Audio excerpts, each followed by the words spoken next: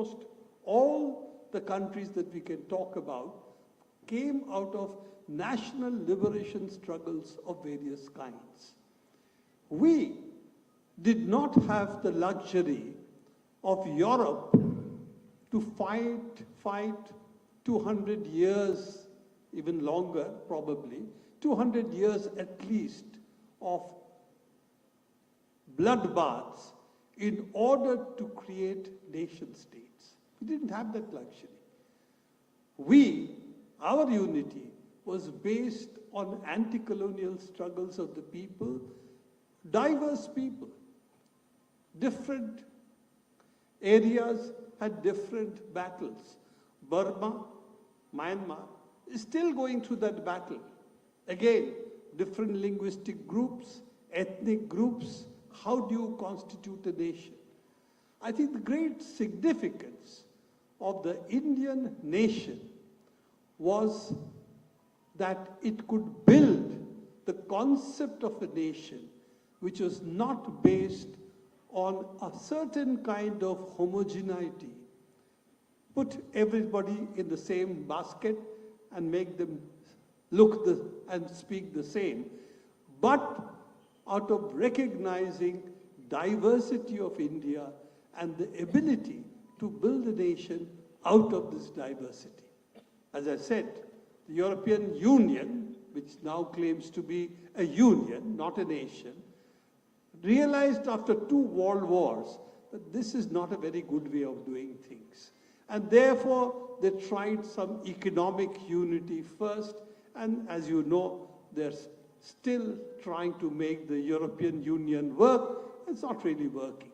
So I think the first great challenge we as India faced, neither emergency then or emergency now, but how to create the nation from the struggle that we had against the British. And of course, not one nation, finally 3 nations came out of this. India and Pakistan initially, then Pakistan and Bangladesh. And if you take British India, then actually that was larger, included Burma, but it included basically Ceylon, Sri Lanka. This is actually the British colonial India. That was the British colonial India's administration. So the second point, it was not that India was created by the British. No, because Burma was not a part of that India. Sri Lanka was not a part of that India. And of course, we have got 3 states now, but at least 2 came out of at that time, out of the decolonization that India underwent. So what really built the unity of India? It was the anti-colonial struggle that built the unity, that built the notion of an India. And I want to put that right in front of us, because when you talk about Indian nation, we must understand that it came out of a national struggle against the British, and our identity emerged from this anti-colonial struggle. That's the same, of course, Pakistan being in one part based on Muslim as the religion, as the identity, doesn't address the fundamental question that if religion is the identity, then why not much larger unity? Why only Pakistan being East and West Pakistan? And of course, the linguistic difference, the identity being different, apart from being more than 1,000 kilometers away, of course, meant that we became 2 countries. Though, ultimately what unites both of them at the moment is probably against Big Brother India. That's what really perhaps has built a certain understanding. But it is very clear that the reason that a section did not want to stay in India was because they did not feel themselves to be a part of what the Indian nation wanted to be. I'm not going into that details, but I'm just trying to tell you that the Indian experiment, the national experiment, was something unique. You don't have any other country which has that many languages, that many religions, that many ethnic differences, identities, all of which still became the Indian nation.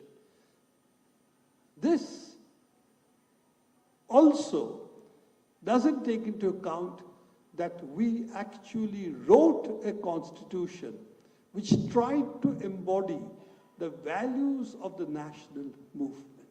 That we, very early recognition, that we cannot continue as an independent nation unless we are able to build an independent economy. Therefore, India has to build, and if it has to build an independent economy, it has to build what is called self-reliance. And I am particularly interested in this concept because for a lot of our friends, self-reliance is an economic concept. We should be able to trade properly. We should not be subservient. It's an economic concept. For me, because I am a practicing engineer, I still think of myself as an engineer, though I have become, in the last 10, 15 years, also a journalist, thanks to NewsClick. But I'll come to that story a little later. But I always felt that this part of Indian self-reliance is something that I felt very close to, that we had to create our own ability to compete with the world economically, and that means we had to know what technology is and what new technologies are developing, and we should be able to own that knowledge of new technologies so that we are no longer going to be dependent on other countries. The minute you have dependency, of course, you are opening the way for, again, a colonial conquest of your country, either formally or otherwise. So the basic issue, therefore, was not simple economic independence, not simple political independence, but also independence to be able to produce what you need based on the knowledge that you have. And I think this is, of course, very fundamental to a Marxist understanding of the world, a Marxist understanding of economy, that ultimately what makes human beings different is we produce for our needs. And when you produce for our needs, we interact with nature, we understand nature, and we also build tools with which we change nature. And therefore, technology is essentially changing nature, which is what production from nature is. Yes, nature gives us everything, but we produce from it with our knowledge and our tools.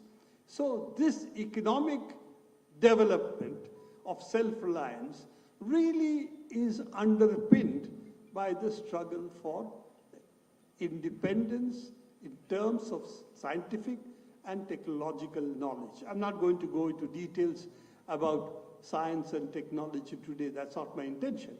But my intention is to tell you that the first challenge we as a nation faced was really how to bring these elements together and face the diversity of the country, face the diversity both in terms of language, religion, ethnicity, all of these, and yet build a nation which could be held together. You know, when I was young, the middle class had a fascination for dictatorship. When Pakistan had military dictatorship, there were a number of middle class people who said, you know, we need dictatorship. These mass of ignorant people in India, they need the stick. It's a very upper caste, upper class view of the world, that the poor, those who work, they don't know. Only we know, because we can read. They don't.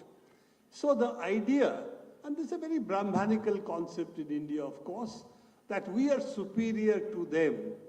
And this superiority means that this democratic institution of the vote, which gives even the most ignorant peasant the same right as